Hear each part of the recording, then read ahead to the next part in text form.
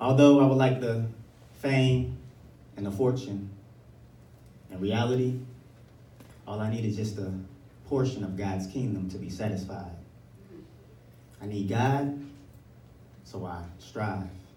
I make great efforts to be alive, not only physically, but spiritually as well. Yes, I am well, because God saved me from that well I was trapped in for 18 years. I was drowning from all the tears that I've accumulated from all the years because of all the trouble I've been through. In a sense, I was drowning my own self. I only had sense to pay the price for my life, but God said, son, that's not enough. That's why you need to accept Jesus Christ. He said Jesus is the way and the life, and he has paid the price to make all things right. So you can save those sins and use the sense I have given you to see. I wasn't always drowning, though. God eventually gave me the strength to tread. I would kick my legs and push the waters with my hands. Finally, I could breathe again. God gave me the strength to do it on my own, so I figured I did not need God anymore. I was solely dependent on my flesh to hold me up. But God said, son, that's not enough. For the mind that is set on the flesh is hostile to me. But I continued to tread because in my head, I did not need anyone if I could do this on my own. I was a typical teenager who thought he was grown. I was 13 with the phone that I used to call females whom I thought I could bone whenever I was home alone. I was a young black male with a cell that was leading me to hell because its main purpose was just to feed my flesh. And that's when I started to drown again. While headed to death, I was grasping for breath because the water was submerged and hindered my process of restoration.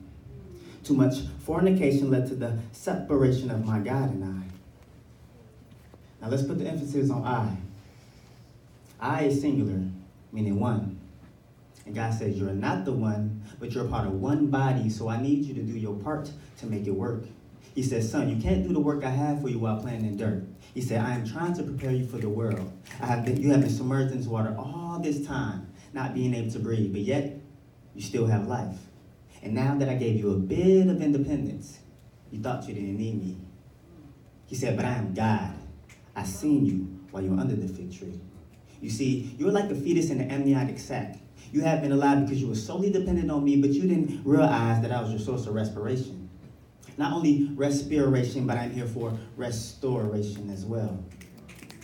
So even if you die, if you accept Jesus Christ, you will still have life. And that's when it hit me. I realized that I was not alone, and this well I was in was not my home. And all the sin I was committing was just wrong. So I finally stopped kicking. I finally stopped pushing.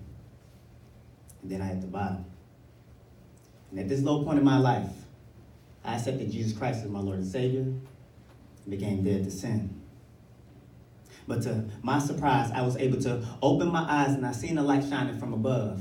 It was something like a dove that flew down to rescue me. As it got closer, I could tell that it was Jesus. He began to take the weights off my shoulders and said my old life was over and I was made new through him. I began to float to the top. My head got above water and I was able to breathe again. Jesus cut my umbilical chains to set me free. And then I was delivered. He placed me into God's arms. And as I was being welcomed into this new life, I heard, Levance, I am your father. As you begin to walk in my will, it will get harder. Better yet, challenging. But I'll always be there to pick you up. Just remember to solely depend on me, and everything will be fine. And then I began to cry. Thank you.